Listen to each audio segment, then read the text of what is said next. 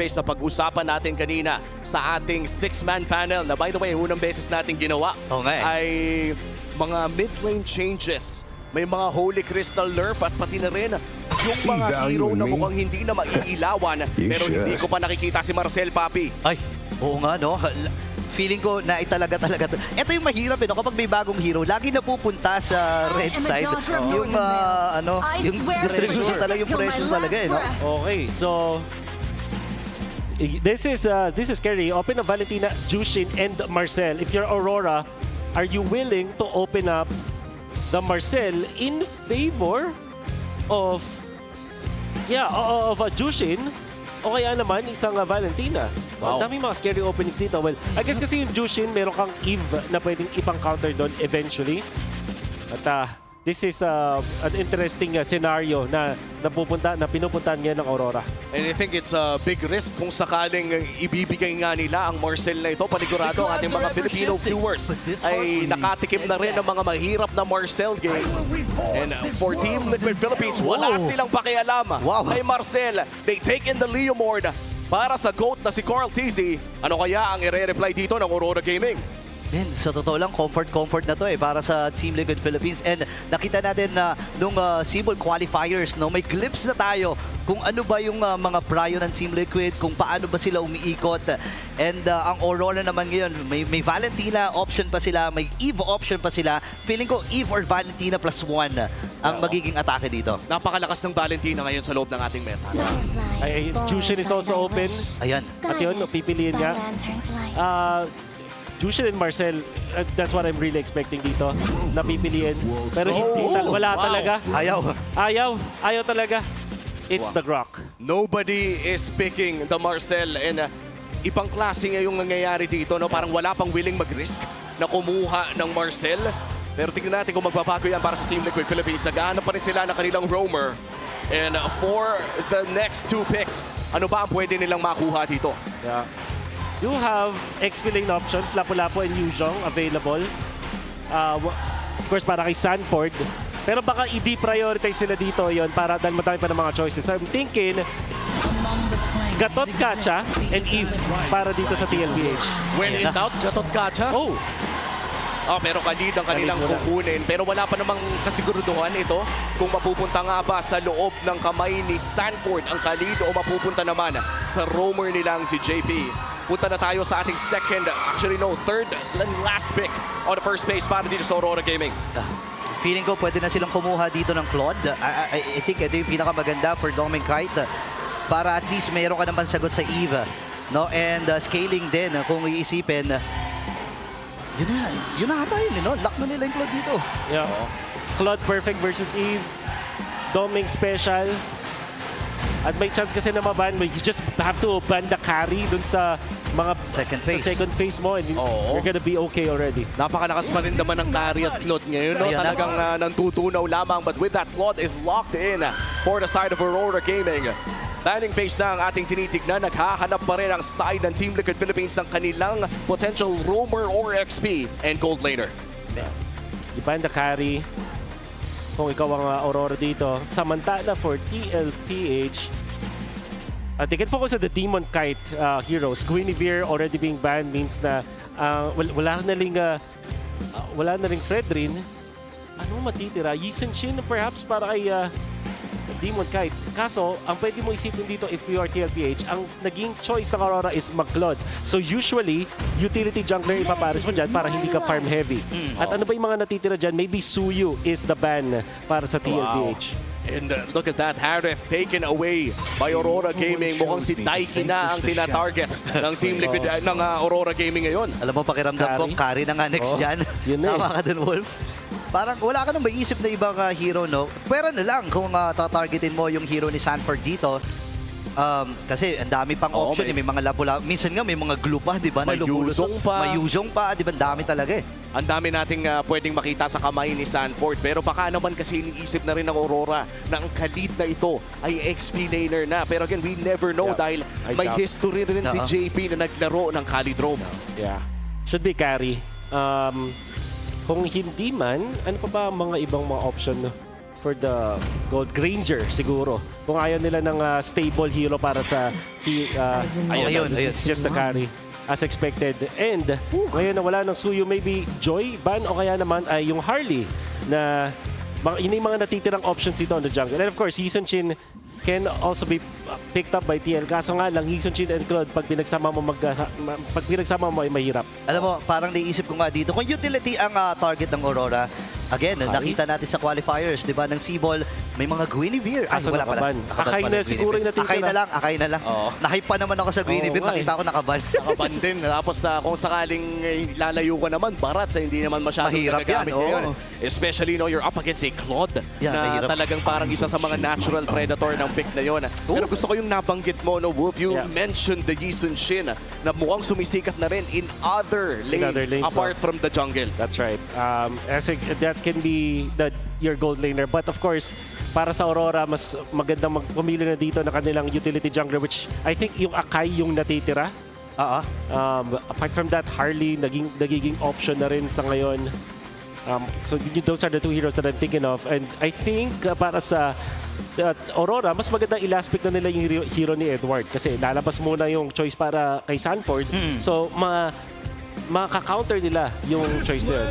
Oh, ayan na. Lapo na. I mean, when in doubt, When in doubt, Lapu-Lapu secured para kay Edward. Yusho? Isa sa mga paborito or crowd favorite at rinig naman yan sa sigawan at hiyawan sa likod. tingin ko baka mag-Uranus dito yung TLP. Sa gantong heroes ng Aurora.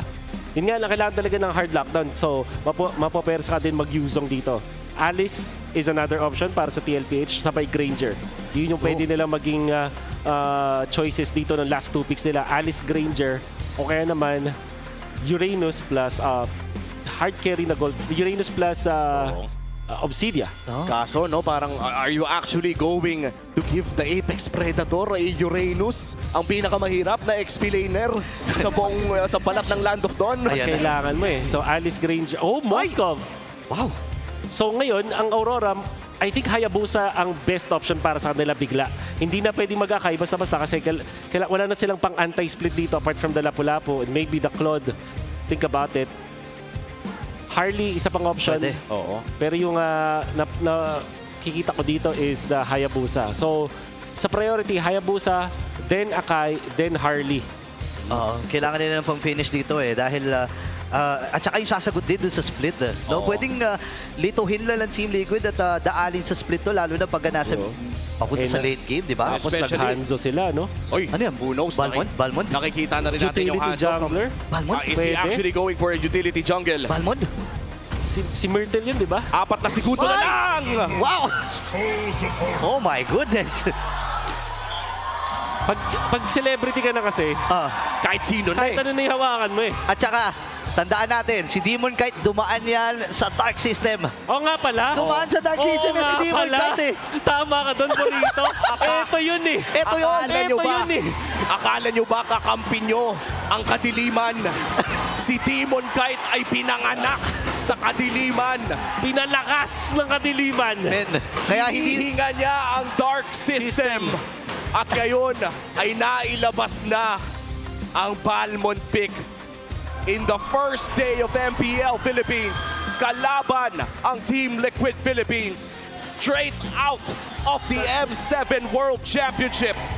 Balmond para kay Demon Kite. Men, hanggang ngayon hindi pa rin ako makapaniwala na nakikita ko yung Balmond na yan. Ang hari ng Dark Ang hari ng Continent. Dark System. Wow. And just like that, magsisimula na ang pinakaunang laro ng MPL Philippines Season 17. It's our epic rivalry between Aurora Gaming Philippines and Team Liquid Philippines. Kampiyon laban sa kampiyon.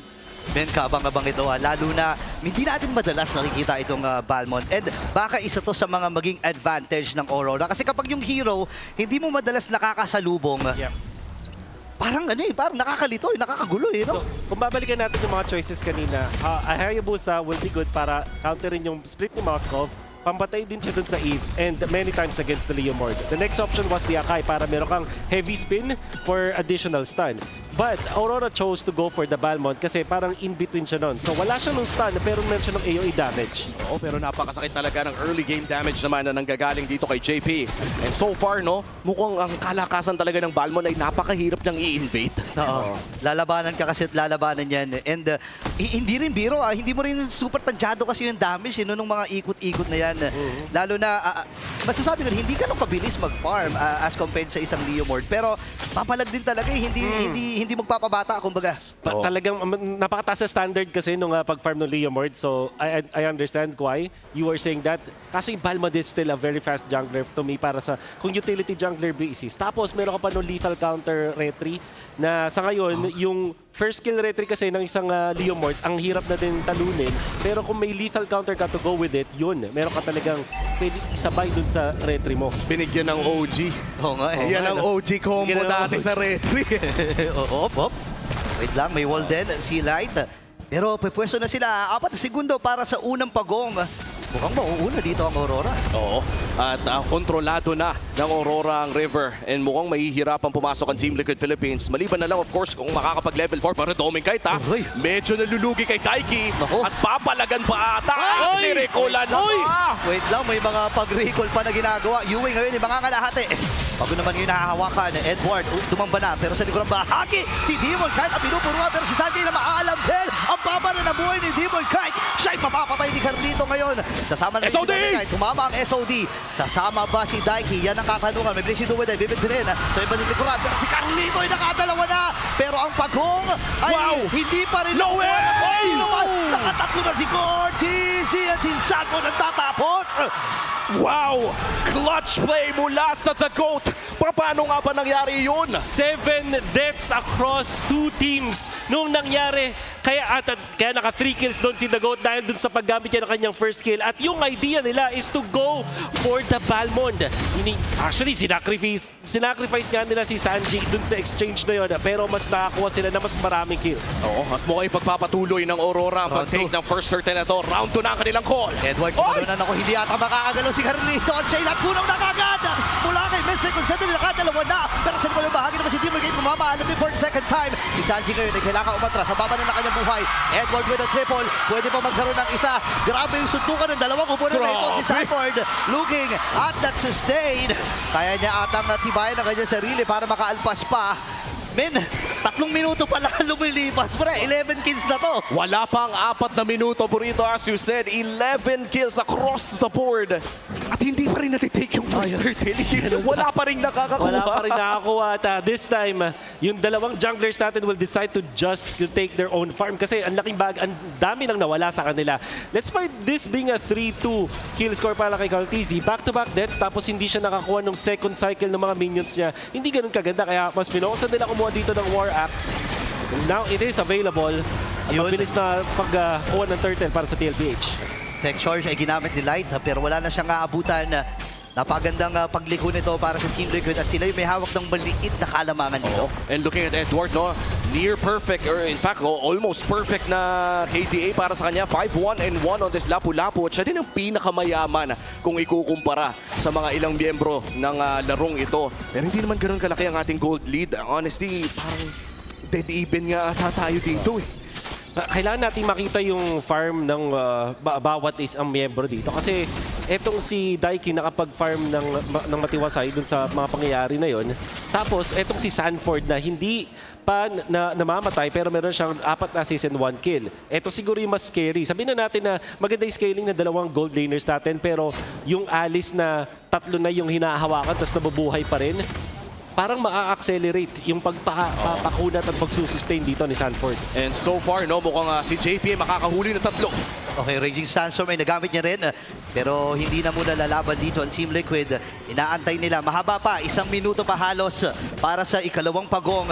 Pero ito magandang tutukan pa rin. Kanina pa nagbabakbakan. Ito dalawang gold din. Pero wala kamala-mala si Demon Kite. Dominic Brother. Tinamaan siya ng SOD. Uy! Pero hindi muna papasok si Daiki. Grabe naman. May mga recall pa. Yan ang gusto ko eh. Papadaig. Hindi magpapadaig. Yung mga gold laners natin, hindi nawawala yung spiciness eh. And bigla na lang din na nahimik ang dalawang teams natin. 3.39k for Caltizi under duress dito sa may bottom lane. Let's have the ult. Kunat. Ang kunat talaga. Hindi naman naman, oh.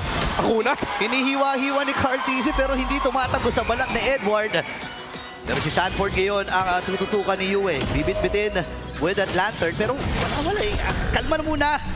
5 seconds para sa pag-oong. Sabi ni Yue, sige, doon tayo magkita. Yun naman talaga ang magiging goal or objective ng dalawang teams na ito. Second turtle of the game. Mukhang wala namang nakakalawang in terms of pwesto. No, nariyaan si Sanford para magbigay ng vision for the side of Team Liquid Philippines. At para naman sa Aurora, mukhang hindi pa nila makikita kung nasaan si Demon Knight. Actually, no, si Sanford ay grabe magbigay ng vision. Oo nga eh, halos shot si Demon Knight talaga ang tinatambayan dito. Yan na. At yung check charge, may iwasan ni Carlito. Pero si Edward ata mapupuruhan. The goat gets the turtle. Pero si Cartesi ay nakakuha na rin naman ang kill. Ipit ata si Demon Knight. Wala na ata siya patakas. Naka-dash out. Pero hindi siya makakaligtas sa pakis ng young goat. Pero Sanford? hindi pa ata sila tapos. Tumama yung SOD. Sumama! Sama ata si Daiki. And hindi na nga muna, nailapag yung river manipulation. Doming kayo sa may gilid. Pero pa siyang blazing duet. Oh, no! Pero nabigpit pa rin ni Yue. Pero hindi tinantana ni Daddy JP. Itong si Light, mabibitbit din. At Doming Cloud. Carl! Ready magpasok. Doming Knight ay umatas siya rin with a flicker. Pero si Carlito na naman. Iniisa-isa ang Aurora. Uy! Look at that shaking and breaking, ladies and gentlemen. At naago pa nga yung purple bomb. Si Sanford ay napakatibay lang talaga. Ina-outplay ng PLPH ang Aurora. Ultra extended team fight. Pwede bang pa-breakdown nun, Bull? In 1 minute and 30 seconds, Womi, nakakita tayo ng mataas na impact mula dito kay Carl TZ the GOAT, getting that retribution na matulis pa rin, matalas pa rin. Mula dun sa, nakita natin performance mula dun sa Seaball, still with the hot hands, Carl TZ, then they transferred into that purple buff. Carl TZ was minding his business, napunta sa kanya yung team fight habang gusto niya mag-invade ng purple at nakakuha pa siya ng isang kill. Sabay gamit ng walls para ma-outplay yung mga members ng Aurora, shaking and baking mula dito sa Leomord at yun nga nakatakas pa afterwards, not with the brute force breastplate, and this is a massive lead for TLPH. The rotation coming out from Doming Knight, unfortunately, ay hindi masyadong maganda para dito sa Aurora dahil of course nakakuha sila ng isang kill doon kay Sanji, pero nakakapag-farm si Daiki, hindi mapigilan si Cartesi, at ngayon si Sanford na rin ay nakapag-scale na. At ang sarap ng buhay ni Daiki, no? Tumatama yung mga SOD pero parang wala pa tayong nakikita na kinakalabit niya pabalik para sumama. At dahil dyan, naging matiwasay ang pagpa-farm ng Moskov on the side of Team Liquid Philippines. And by the way, kung hindi nyo nakita kanina, huling beses pa nila na-pick ang Balmond na ito ay Season 10 pa at ginamit ito ni Carl TZ. Okay, isipin mo yun, di ba? Napakahabang panahon na parang ang sinasabi ng Aurora dito, sige, try nating ibalik. Actually, kung isipin mo, Season 1 nga lang ng MLBB. Nandito na si Balmond. So talagang literal na OG ang inilabas ng Aurora, no? Tsaka hindi naman nagbago masyado yung mga skills ni Mechanics, Balmond. Nagbago lang ang itsura, nagkaroon lang ng glow up. At ngayon with the First Lord ay mukhang pwepwestuhan na ng Team Liquid Philippines ito. Lamang silang 3,000 kontra Aurora Gaming. Pero with 3K gold leads, kaya pa rin kasi tuming-fight eh. Yeah. And it's mainly because of yung power spike ng Aurora sa ngayon gamit yung Balmond at itong Lapu-Lapu.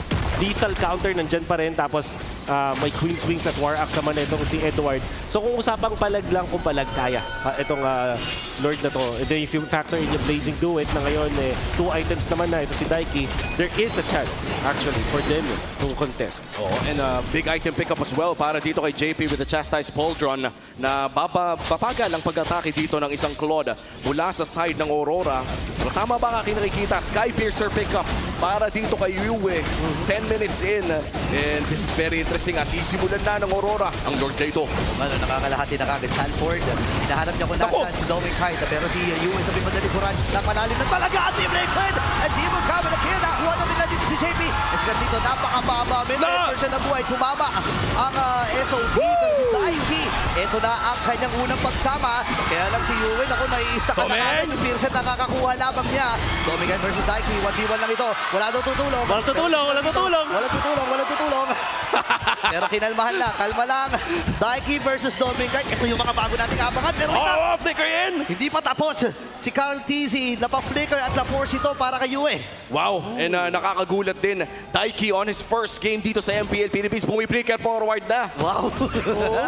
Tingin ko, hindi yata nila nabilang or I don't know if it's just a force flicker doon kay Yue ba or hindi nila masyadong na-communicate yun. But yun yung idea. kung papansinin, sabay na sabay yung pag-entry ni Carl at then ni Daiki. Oo, at ngayon sisimula naman ang Team Liquid Philippines ang Lord na ito. On the other side, Aurora Gaming looking for a way na makapasok muli sa Lord Pit pero mukhang mid-lane wave muna ang kanilang aasikasuhin. Half HP on this Lord. Ipapareset ng Team Liquid Philippines habang ang wave ay kailangan asikasuhin ni Daiki. Buff muna ata ang call ng pares sa jungler pero nariyan na si Demon Kite sa Lord na ito. Oo nga, kalahati na ito pero si Sanford ay aabante. May nauna na kasi Edward. Kaya lang nanakapan ang Lord! Oh my goodness! Slide is down. Nandun yung break si Lord malaki. Carl! Si Carlito ang batang kambing ang nakakuha ng Lord. Sanji with the kill. Kailangan mag-atrasan ng tatlong na dito na para sa Aurora. Reset lang ang kanilang i-call. Actually, pwede ba nga silang gumawa dito kung gugustuhin nila. Pero pipigilan na mura ng Rora ang kanilang gigil. Massive adjustments mula sa TLPH. Inulit ng Aurora yung initiation nila. But that time, walang flicker coming out from Light nor kay Yue. They still try to go for the fight kahit wala pa yung mga battle spells nila. At dahil doon na-punch nila TLPH, Sanji was kept intact. Nakapag-ulti with the RWM. At syempre, hot hands mula kay The Goat, Carl TZ. Inunahan nila dito yung Grak at may bonus pa. Kasanggaan nila ang langit sa time na yon. At syempre, nakita mo naman yung drive-by retry na yun. Malaki kang easy, hot hands talaga. Mainit pa rin ang retribution para dito sa Team Liquid Philippines. Pero magandang pagdepensa ang ating matutunghayan mula sa Aurora Gaming. Hindi man lang umabot doon sa second tier turret. Pero makakakuha naman ng marim-rimi ang Team Liquid Philippines. Ipin natin ating Infinix in-game equipment. Sino na ba yung masasabi mo na pasok na sa power spike? This Alice, makikita natin yung third item incoming. Just Oracle and itong Chastise Smolder enough na against Claude. At syempre sa sarili niyang sustain. At ito naman, 10K ang pera. Mas mayaman pa sa gold laner ngayon. Itong si Cartesi with 7-2-2 as his KDA record. And this battle sabay Malefic Roar with the brute force breastplate. Napakahirap na niyang kontrolin. 50% resilience din kasi yan. Oh, and come to think of it, no, yung 2 deaths niya ay back-to-back na nangyari in the early game. Hindi na nadagdagan pa para sa Team Liquid Philippines. But this is still just a 4K gold lead. Hindi kumonek yung mga ulti. Okay, dalawang ultimate yun. And ito na ata goal signal para sa Aurora. Tumama yung tech charge.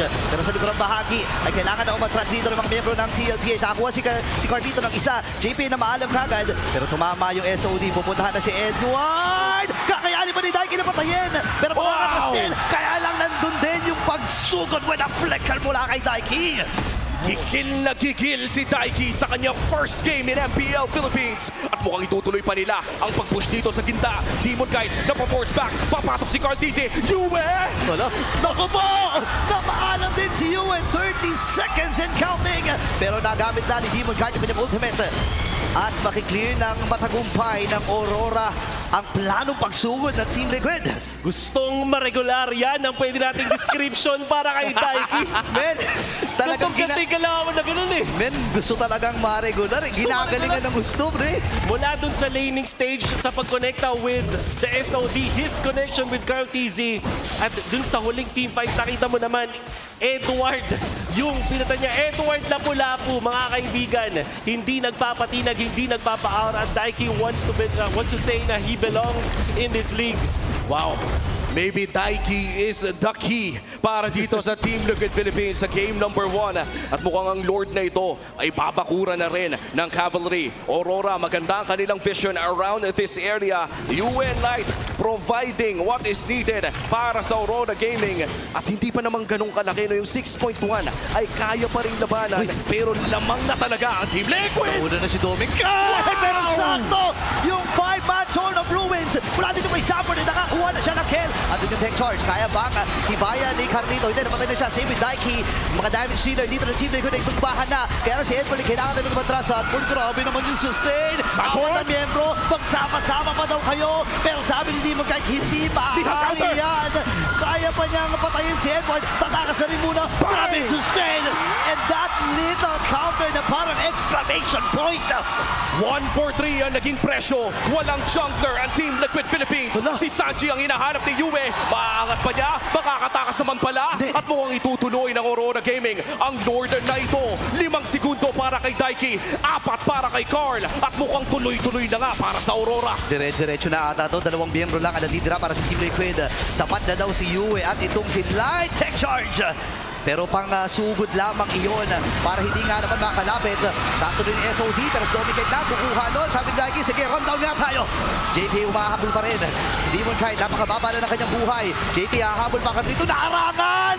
Grabe yung marang ni Light. Flicker na gamit din, JP. Walang flicker. Pero si Dominic ay makakaalpas. Grabe yung habulan! 20 segundos para kay Yue. May malaking Oh, no. wave dito sa gitna. Oh, no. Pwedeng ilaban ito ng Team Liquid Philippines. Pero mukhang makiklear naman pala ito ng Aurora Gaming. May Lord pa na paparating. Wolf, ano pa ang mga pwede nating makita sa larong ito? There will be natural pushes para sa Aurora dun sa dalawang gilid dahil hindi siya pinansin ng TLPH. But oh my, Aurora! Yung control. At eto na naman, may ginagawa na naman si Light. Napag-control na minion. Siya rin yung dahilan kung ba't maganda yung initiation para sa television na patay ng Aurora. Si Carl TC at si Daiki, the fight prior to that. And although maganda ang pinakita doon ni Sanford going for the backline, throw the Bruin doon sa may 5. The sustain that he had will not be a factor para sa hari ng Dark Continent na si Demon. Kahit na lethal counter is HP based, wala siyang pakialam sa kunat mo at sustain mo. Basta umabot ka dun sa threshold, talagang dadakdakan ka sa muka. Dito ang Demon Kite. Ito, Aurora Gaming, may Lord doon sa may bantang itaas. The defense side ng Team Liquid Philippines. This is marginally one of the lowest gold lead na makikita natin. Pero si Dominic Kite ay mapopoke na naman. JP medyo nakulong. Sanford ay makakakuha ng konting sustain. Pero mukhang magdedepensa naman pala ng Team Liquid Philippines. Ang Torre doon sa may bantang itaas. May kwento pa sa gitna at sa baba. Pero mukhang ang Aurora ay may pasensya Pasensyoso, oo. sa ginagawa nila. Yeah, grabe. Alam mo, ang tagal na pagtitiis ni Dominic Kite. Ngayon nagbubunga na, sumasakit, tumahapdi na rin. Even si Daddy JP, pre, hindi na niya kayang tiisin, no? Sasaktan na yung Sasaktan na eh. And I think yung pwestuhan ni Yue, yung i-comment ko so far dito para sa Aurora. And to think na nagsimula siya dito with 2 deaths, kaso yung kanyang performance naman when it comes to initiations, nagbibigay sa Aurora ng paraan para manalo dun sa mga defense. Strength of the Zushin is kahit ikaw ay isang mid laner, pwedeng ikaw yung mauna. At yun yung ginagawa dito ni Yue, para siyang nagsisilbing vision at unang nag-engage para sa Aurora. That makes it so na itong si Light, tatama yung kanyang ultimate. At kung sinabayan niya ni Edward, makikita siguro natin dito sa replay. Wow. Ang ganda ng Throne of Ruin. Edward going in. At ito, in-skip talaga nila si Sanford. Mas inuna nila doon si Carl TZ and of course, nandun si Light para kontrolin ang The Goat. Oh, yun naman talaga, no? Kapag yung Alice nakapasok na, medyo wala naman na kayo magagawa dyan, might as well go in for the next big target. In 18 minutes in, yung 6K gold lead na nakita natin mula sa Team Liquid kanina ay nabura all the way down to 700. At silipin natin ang ating Infinix in-game equipment. Mukhang papunta na sa lock item ang halos lahat ng mga players natin for this game. Napakayaman ni Carl TZ. Daiki, nagbenta na ng boots, hindi pa kompleto. Okay, going in for the Rose Gold Meteor. Yung kanyang choice. 6 items na ngayon. At dahil wala nang lamang dito ang TLPH, anybody's ball game na to. At as long as Demon Kite is alive, there is always a chance na gumawa ng lethal counter, retry play. Tapos puno din yung mga battle spell ng Aurora. Tapos Destiny ba yung nakita ko doon? Wala doon kay Yue? I'm not sure, Moma. Aray, Sakit na napaflicker po si JP. Oh my goodness, napakahapdi. Ito yung sinasabi natin kanina, talagang bumabaon na lahat ng mga bala na meron si Dominic Kite. JP ngayon, round 2, andun yung ultimate mula dito kay Yue. Hinahabol si Sanji, mabibitbit. At tinrata yung ghosting na mula sa Aurora. Nagamit yung Winter Crown at nabitbit din si Sanford. Kaya lang si Sanji ang nauna. Ngayon mabibitbit din si JP. Pop yung immortality. Dominic! Pero si Carlito sa likod. Nakuha ka agad yung damage dealer ng Aurora. Nakakabili ng immortality dito si Carlito. Ganun din naman si Edward. Si Carlito ay haharangan. Pop yung immortality. Makapag-buy-in silba. Kaya lang parang wala ata siyang pang-buy-in silbre. Andun si Daiki. Tama yung SOD. Mamamaalam din. Si Mr. Consistent. Tumpa na rin itong si Yue. Dalawa na lang natitinang mula sa Aurora. Pero si Demon Kite ayaw tantanan. Ayaw tantanan ni Sanford, mga kaibigan. Nililigaw Hindi na lang pinapauwi. habang papunta na sa base dito at Team Liquid Philippines. Magandang harap mula kay Light. Pero si Demon Kite ay namatay din. Napakataas na death timer dito ng Aurora. 10 seconds. And si Light na lang ang natitirang mag-isa. Sabi ni Daiki, sige na, tapusin na natin ito. 5. Kaya ba niyang ma-depensa? May harap siya na gagawin. Buhay na si Doming! Mabuhay na rin ito si Doming. May blazing doon siya na gagamitin. Pero sa manda para maklear ang lahat ng mga wave. Yes, sir! Na-clear ang lahat ng wave. Oh!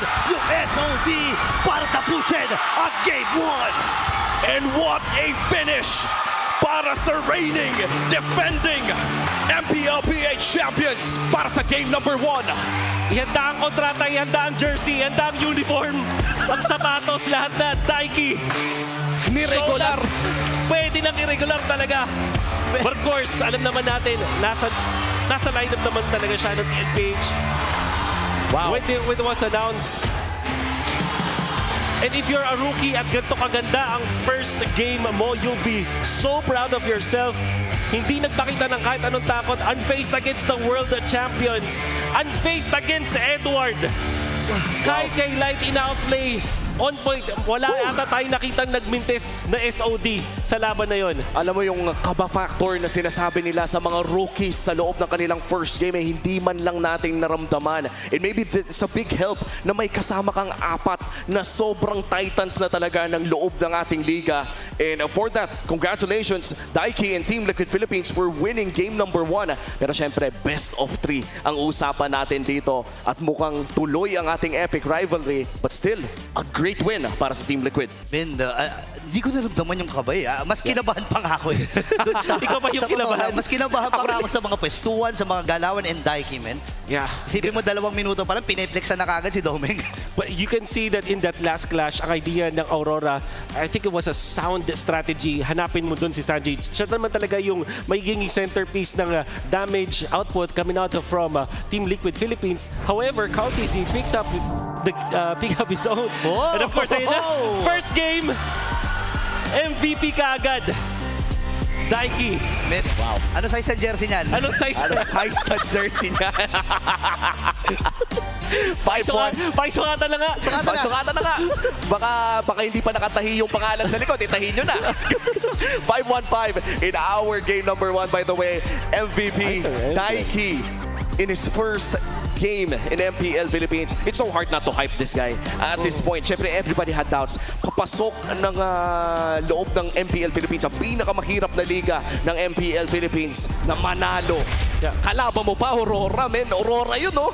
And I'm so curious na naka-fighter emblem apparently itong si Daiki. And of course, yung ito yata yung 100% accuracy dun sa kanyang SOD. May isang team fight pa dun sa late game. 2 beses na naipatama yung kanyang mga SOD. At he is really careful on the trigger. In this particular game, ang ganda talaga ng performance ng Moskov na to. Hindi natin din pwedeng tagalin yung importance ng ginagawa ni Sanford in the early stages. And then eventually, Carl TZ with the ever so sharp na retribution. Dire-diretso yung nakikita nating performance wala kay Cartesi na hindi siya natatalo sa mga retrihan. And he's cool, calm, and collected. Now, into the latter portions, makikita natin ng Aurora na nagiging successful kapag nahanap nila si Sanji, kapag maganda rin yung nangyari dun sa wild charge. But TLPH, all they had to do was to weather the storm. Ang mahalaga, hindi palaging nauubos ang mga members ng TLPH. There is someone to defend and there's someone to force out the teamfights once again. Oo, and nakita natin no, na sumubok man ng Balmond ang side ng Aurora Gaming ay gumana lamang ito I think once or twice against that Alice pickup. But this ending sa loob ng ating game number 1, akala natin ay makakadepensa pa. But with an SOD and Doming Kite not just being able to, actually wala na kasing placing to it na gamit na eh. Alam mo yung napapansin ko dito kay Daiki na maganda paggamit niya ng SOD. Hindi mo siya, hindi yung gitna yung kailangan tumama mismo. Yung daplis sa gilid. Kasi malaki naman yung model eh. Parang yung hurt yung projectile. hitbox nung projectile. Kumbaga, is malaki siya. So, ibig sabihin, hindi kailangan eksaktong-eksakto. Pag tinutok mo dun sa kung saan mo na predict pupunta yung kalaban, ganito mga daming niya mga SOD na daplis lang yung nangyari. Pero syempre, full damage din kasi yun. Oh, and that was a 20-minute game by the way. Hindi ko naramdaman na 20 minutos yun dahil I think 2 minutes or 3 minutes pa lamang sa loob ng ating laro ay umabot na agad tayo ng 11 kills. Yeah. So, kakaiba ang ating natunghayan para sa game number 1. And so far, parang halos lahat ng mga players natin dito ay nagkaroon naman ng magandang performance. Yeah. I'd like to commend, of course, Sanford as well sa mga 5-man sets on that Throne of Ruin. And of course, yung pinaka, I think Yue also played spectacularly dito sa larong ito. Kaso nga lang, syempre ay naging mas maganda ang play ng Team Liquid. Kung ang nakita natin mula sa TLPH na nag-standout is yung gilid tapos yung kanilang jungler, ang standout naman sa Aurora is yung mid lane duo nila, which in this case is Light as well as Yue. Ang daming mga team fights na naipanalo ng Aurora just because of that wild charge. At syempre, kung gaano katapang si Yue, conservation of the flicker as well to outplay etong sila Carteezy. And masasabi din naman natin, Demon Kite as well as Edward, they did their best. Of course, Dominic Kite naman appearing dun sa tamang moments. But in the end, etong napaka-close na laban natin was won by TLPH, the team that had the better retribution and the stronger positioning afterwards. Oo. Again, yung retribution nga ni Carteezy, almost all of our turtles were 50-50. Correct me if I'm wrong. Yeah. Halos natin pinaglabanan talaga at nakita natin na naig pa rin ang GOAT sa kanyang retribution.